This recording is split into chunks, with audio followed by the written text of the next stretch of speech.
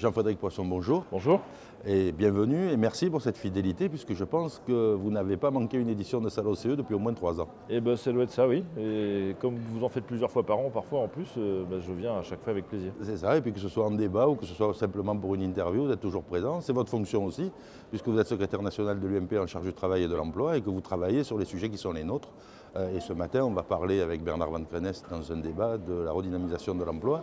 Alors on va peut-être évoquer les déclarations du ministre Michel Sapin récemment sur l'emploi, les emplois jeunes, les contrats d'avenir, etc. Quelle est votre opinion, vous, majorité sortante, sortie même, et député et commission des lois qui travaillent encore sur ces sujets. Comment vous analysez les propositions du ministre Michel Sapin? J'ai eu l'occasion de le dire à la tribune de l'Assemblée nationale la semaine dernière sur les emplois d'avenir. Je ne crois pas que le gouvernement agisse dans la direction qu'il faut. Parce que ce que je vois, c'est qu'on va consacrer beaucoup d'argent public à des dispositifs d'emploi aidé qui ne donnent pas complètement satisfaction jamais. Et je crois qu'on ferait mieux de s'interroger sur la manière d'envoyer des jeunes se former dans l'apprentissage ou dans l'alternance, plutôt que dans des emplois qui sont mal définis et qui ne leur donnera pas de métier dans les mains à terme. On a besoin d'une activité plus grande, plus importante du secteur marchand. On a besoin de réduire la voilure de la dépense publique, quoi qu'on en dise, parce que c'est ça qui plombe l'avenir de notre pays. Et on a besoin de trouver un équilibre qui n'est pas facile entre une flexibilité, une souplesse plus grande sur le marché du travail, en même temps qu'un maintien des droits des salariés et notamment une forme de sécurisation des parcours professionnels. C'est un thème syndical qu'on connaît depuis une quinzaine d'années. Je vois que ça vous fait sourire parce que, d'ailleurs, c'est assez souriant comme thématique, c'est vrai. C'est un peu tarte à la crème, la sécurisation des parcours professionnels, pour tout vous dire. Donc c'est peut-être le moment de mettre quelque chose d'un peu concret là-dedans. Comme M. Sapin n'est pas exactement sur cette ligne pour l'instant, j'en suis encore à attendre des résultats plutôt que des discours. Jean Auroux nous disait, quand il était ministre du Travail, le président Mitterrand l'avait appelé en disant 2 millions de chômeurs, ça ne va plus.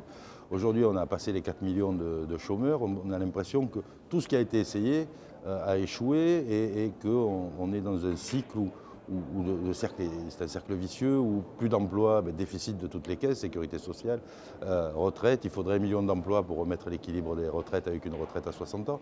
On ne voit pas très bien comment on peut s'en sortir. Alors il y a les tenants de l'austérité et les tenants de la relance. Alors la vérité est peut-être ailleurs et vous la voyez où? C'est sans doute que la relance toute seule et l'austérité toute seule, ça ne peut pas suffire. C'est forcément un peu des deux. D'ailleurs, faire de la relance uniquement pour faire de la relance sans se préoccuper du reste, c'est-à-dire de la répartition, parce que c'est aussi le problème. Ça ne sert à rien, et faire de l'austérité pour de l'austérité sans s'occuper du reste ne sert à rien non plus. Donc sans doute, comme vous dites, que la solution est ailleurs. Ce que je crois, c'est qu'il y a des pistes qui n'ont pas été explorées. On n'est toujours pas en France, et j'étais venu déjà ici il y a quelques années, c'était déjà le problème, ça n'a pas beaucoup progressé depuis. Nous ne sommes pas en France dans un climat de dialogue social qui permet d'envisager calmement des solutions un peu innovantes, comme par exemple ce qu'on avait évoqué dans le dernier débat que j'ai fait ici avec Alain Vidalis, c'était l'an dernier. Et il y avait déjà d'ailleurs, je crois, Bernard Van Crenest aussi, sur toutes les questions qui touchent à les fameux accords de flexibilité, mais pour un temps donné. Donc c'est réduction du temps de travail hebdomadaire ou avec tout ce qui va avec, mais en prenant l'engagement que effectivement ça se passe que sur un temps et que passé la période de crise de l'entreprise, on revienne à des choses plus normales. On ne sait pas bien faire ça. On sait faire du chômage partiel, qui est encore un autre type de technique, mais on ne sait pas ajuster comme il le faut, encore une fois en respectant les droits des salariés, autant que possible. On ne sait pas ajuster ce fonctionnement de l'entreprise aux fluctuations des carnets de commandes et des marchés. On ne sait pas être en confiance, patronat d'un côté, syndicat de l'autre, je parle sur le plan interprofessionnel ou de branche comme sur le plan de l'entreprise, souvent. On ne sait pas se dire, ok, on a un intérêt commun, donc c'est quand même que l'entreprise continue à tourner, pour être clair.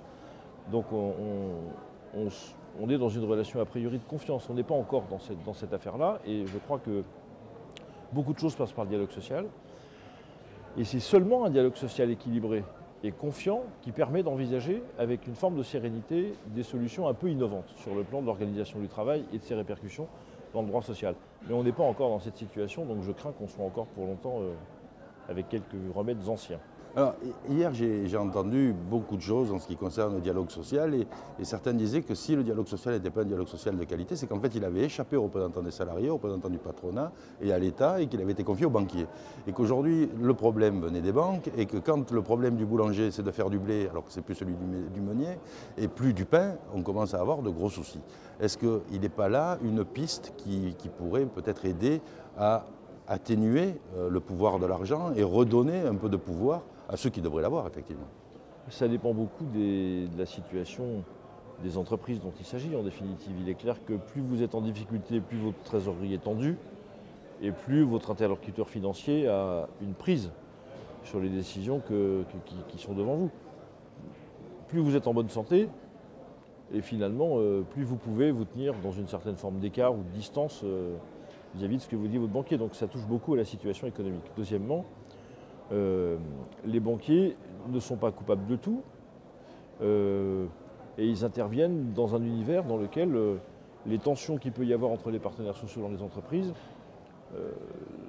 peuvent leur poser à eux aussi finalement un certain nombre de questions parce que malgré tout, je vous rappelle que les banquiers ils prêtent d'abord un argent qui n'est souvent pas le leur, c'est plutôt le vôtre et le mien et je préfère qu'ils soient un peu précautionneux quand ils le font parce qu'à tout prendre, tout le monde est un peu concerné. Cela étant, il y a des situations dans lesquelles, effectivement, les salariés ou leurs représentants souhaiteraient être associés davantage à la marche des entreprises et aux décisions stratégiques. Il y a des situations dans lesquelles il est absolument intolérable que des entreprises ferment des sites, alors que par ailleurs, elles sont dans une santé économique ou une prospérité économique qui rend ça incompréhensible.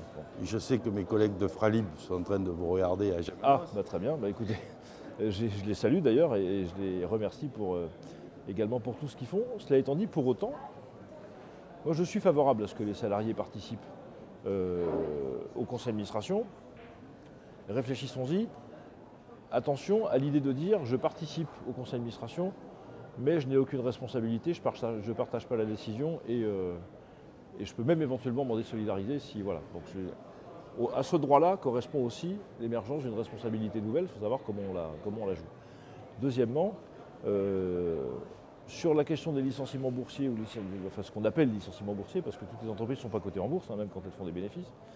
Donc attention à ça aussi, sur le vocabulaire. Moi je crois qu'il n'est pas prudent d'interdire systématiquement à une entreprise de compresser ses effectifs à partir du moment où elle fait des bénéfices. Parce que de temps en temps, on a une visibilité sur les mois suivants de l'activité qui n'est pas forcément... on sait ce qu'elle est. Et vous savez bien que surtout quand on est sur des marchés de long terme, quand certains contrats s'arrêtent, c'est bon. Il ne faut peut-être pas non plus attendre que l'entreprise ferme pour se préoccuper de sa santé. Donc tout ça doit être, encore une fois, négocié intelligemment. Mais je suis favorable, moi, et je termine par là, à un système dans lequel la rupture du contrat de travail soit plus lourde pour l'entreprise. Parce qu'après tout, rompre un contrat de travail à l'initiative de l'employeur, ça veut dire tirer un chèque sur la solidarité nationale. Envoyer quelqu'un au régime d'assurance chômage, ça veut dire vous tirez un chèque sur le... Bon, vous payez une partie du chèque, mais... Bon. Et bien pour cette raison-là, je crois que si on veut une possibilité plus souple ou davantage de flexibilité dans la conclusion et la rupture des contrats de travail, encore qu'il y en a déjà pas mal pour l'instant, eh bien je crois qu'il faut que ça coûte plus cher et il faut l'assumer comme tel. Et donc tout ça fait que, en trouvant de nouveaux outils de dialogue social, en donnant davantage de souplesse en entrée-sortie et d'ajustement à la vie de l'entreprise sur les effectifs, et en faisant en sorte que les entreprises soient plus responsables de ce qu'elles font, en associant davantage les salariés à un certain nombre de décisions, on pourrait trouver des pistes plus intéressantes que ce que fait aujourd'hui le gouvernement socialiste.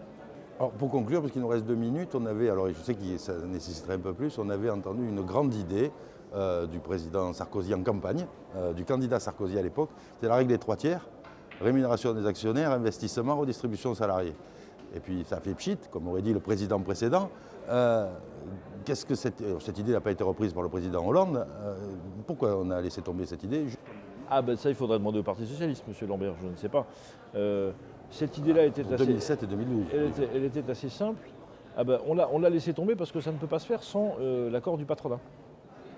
Et je regrette infiniment que le MEDEF n'ait même pas voulu engager la conversation sur ce sujet parce que, voilà typiquement, dans un monde qui est percuté par la question de la répartition des richesses, voilà un bon moyen de répondre à une partie de la question de la répartition des richesses.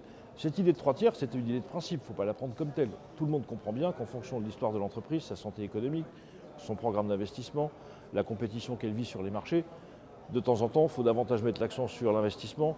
De temps en temps, il faut appeler les actionnaires parce qu'ils ont beaucoup donné pour protéger l'entreprise. De temps en temps, les salariés doivent être un peu plus. Donc, ce n'est pas équilibré forcément. Ça ne peut pas être arithmétique. Puis d'un secteur d'activité à l'autre, évidemment, ça ne peut pas non plus être les mêmes proportions. Mais cette idée de systématiser le partage de la richesse produite entre les 3 grands acteurs de l'entreprise, que sont l'outil lui-même, les actionnaires et les salariés, me paraît une bonne idée. Ça n'est pas obligatoire partout, c'était ça qu'il s'agissait de faire dans toutes les entreprises.